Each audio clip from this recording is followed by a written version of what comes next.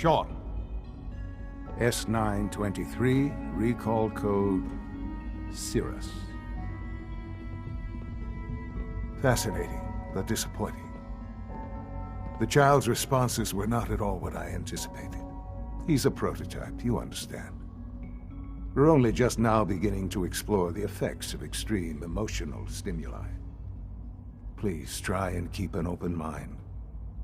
I recognize that you are emotional, and that your journey here has been fraught with challenges. Let's start anew. I am Father. Welcome to the Institute. Father? That's your name? Your title? Father is my unofficial title.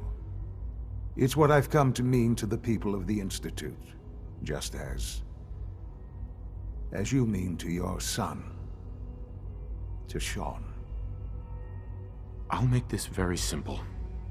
Where is my son? He's here, in the Institute. Closer than you think. But I need you to realize that this situation is far more complicated than you could have imagined. You have traveled very far, and suffered a great deal to find your son. Well, your tenacity and dedication have been rewarded. It's good to finally meet you. After all this time, it's me. I am Sean.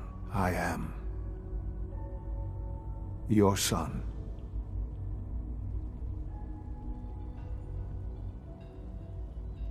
How is that even possible? I know this is a lot to take in. In the vault, you had no concept of the passage of time. You were released from your pod and went searching for the son you'd lost. But then you learned that your son was no longer an infant, but a 10-year-old boy. You believed that 10 years had passed. Is it really so hard to accept that it was not 10, but 60 years? That is the reality, and here I am. Raised by the Institute, and now its leader. But why? Why take a child? Why take you? Ah, now that's the question, isn't it? Why me? At that time, the year 2227, the Institute had made great strides in synth production. But it was never enough. Scientific curiosity and the goal of perfection drove them ever onward. What they wanted was the perfect machine. So they followed the best example thus far. The human being. Walking, talking, fully articulate, capable of anything. Human synths? Really? Human-like synths. A great distinction. The Institute endeavored to create synthetic organics. The most logical starting point, of course, was human DNA. Plenty of that was available, of course. But it had all become corrupted. In this wasteland, radiation affected everyone. Even in their attempts to shield themselves from the world above, members of the Institute had been exposed. Another source was necessary. But then the Institute found me, after discovering records from Vault 111. An infant, frozen in time, protected from the radiation-induced mutations that had crept into every other human cell in the Commonwealth. I was exactly what they needed. And so it was my DNA that became the basis of the synthetic organics used to create every human-like synth you see today. I am their father. Through science, we are family. The synths, me, and you. And you've been down here the whole time? I have. Yes. I know you must have questions. Please. Anything I can do to help you understand. Kellogg. He worked for you? Kellogg. He was an Institute asset long before I arrived here. It wasn't until I became director that I learned of all the things he'd done. What kind of man he was. You knew the man was a psychopath, but you used him anyway? Would you have preferred that I turned him loose on the Commonwealth? At least keeping him on a short leash kept the collateral damage to a minimum. The Institute took advantage of Kellogg's vicious nature. I will freely admit that. Institute technology prolonged his life, and his usefulness far beyond any normal human lifespan. He never failed the Institute, but his cruelty became more apparent with every completed objective. I won't lie. It's no coincidence your path crossed his. It seemed a fitting way to allow you, us, to have some amount of revenge. What else can I say to ease your mind? Your mother. She never got to see you grow up? Yes. What happened to her was...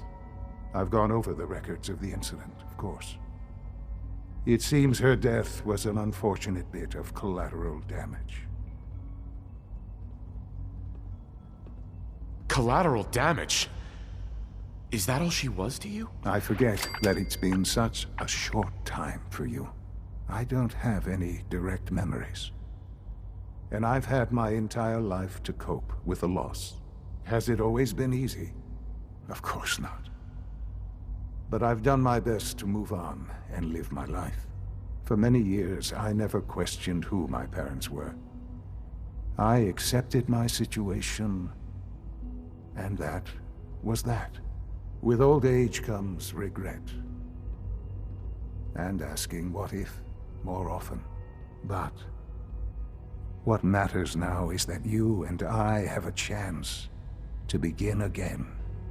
What else can I say to ease your mind? So you're in charge of the Institute? I am the acting director, yes. I spent decades working to reach this point.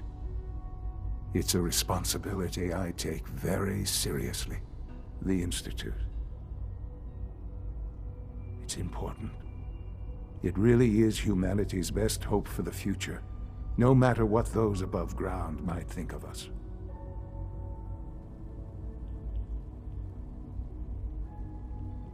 But, director? Why you? I was the most qualified for the position, obviously. I've lived my life within these walls, dedicated to science like every other member of the Institute. My hard work has paid off.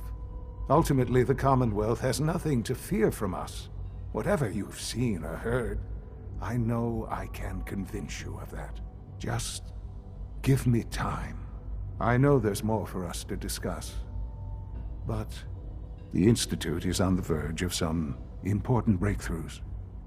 Your presence would be appreciated as we approach them.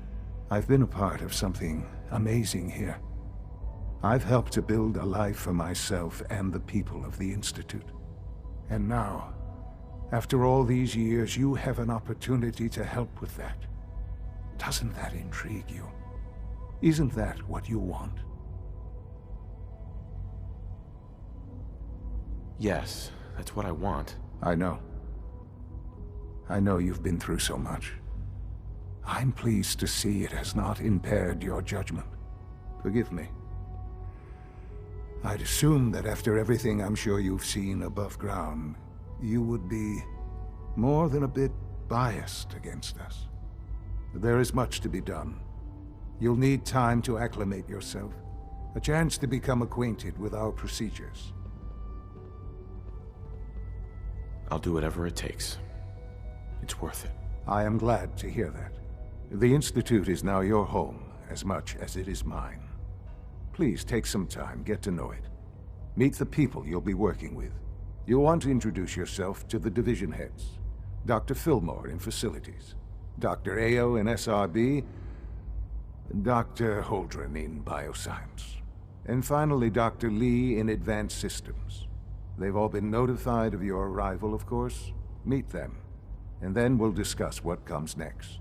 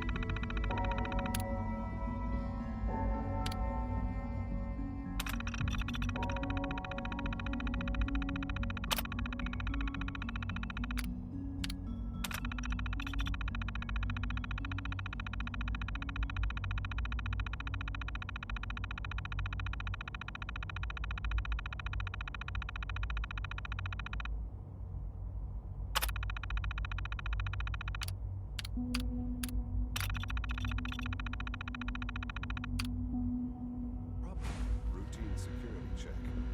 See anything suspicious lately? Suspicious? What do you mean by suspicious? I mean, like dodging my questions.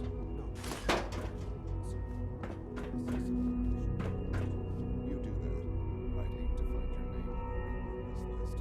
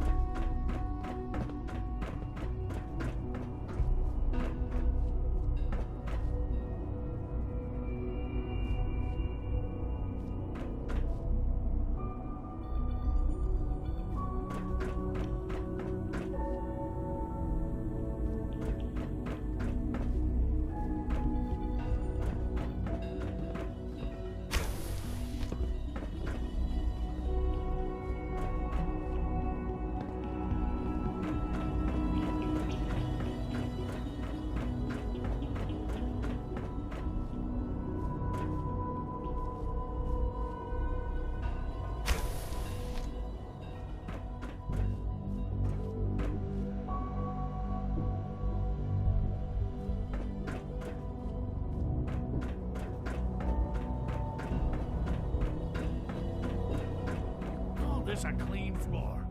Are your visual receptors malfunctioning? Can you not see the grime and dust?